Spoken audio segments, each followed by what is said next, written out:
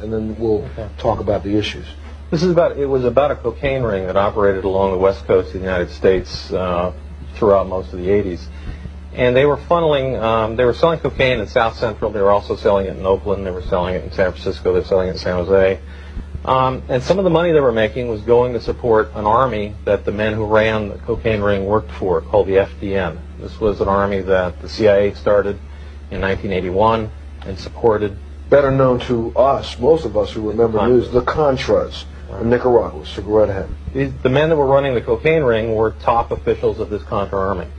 And what we found was that they were selling this stuff in South Central, which is, predominantly black section of Los Angeles, immediately before the outbreak of the crack cocaine epidemic.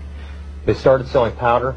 Tons and tons and tons of powder cocaine was going into this one small area of the city. And from there, they sold it to Freeway Rick.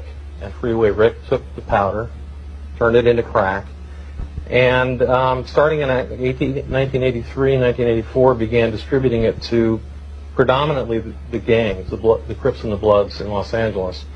And they spread it, from there.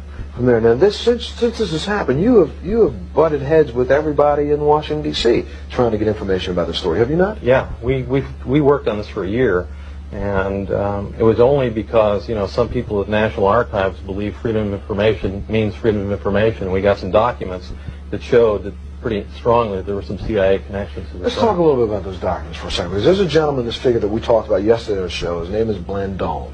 Danilo Blandón, who was a person who was a member of the aristocracy of Nicaragua before the fall of Somoza, and then he fled and comes to the United States and decides, while he's in the United States, so you can all understand this, he wants to raise money for the revolutionaries who are trying to overthrow the government that just overthrew them.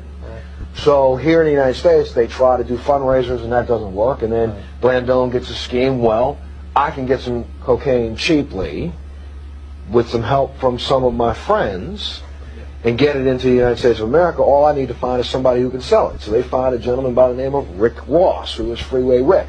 Rick Ross comes in and starts selling cocaine at the terms beginning 1 or 2 grams. And within weeks, 2, 3, 4 kilos a week. Within months, what was it, 10 to 15 kilos a day. Ricky Ross was selling cocaine to the point of making $3 to $4 million a day. He sold so much cocaine, it hurt his fingers to count the money. Not only in Los Angeles, but in Cincinnati, in St. Louis, all the way across America. So some can say, and this is the reason why people are so angry at you in your article, is that Ricky Ross, the dope dealer, was supplied by the CIA because Blandón first, and then we'll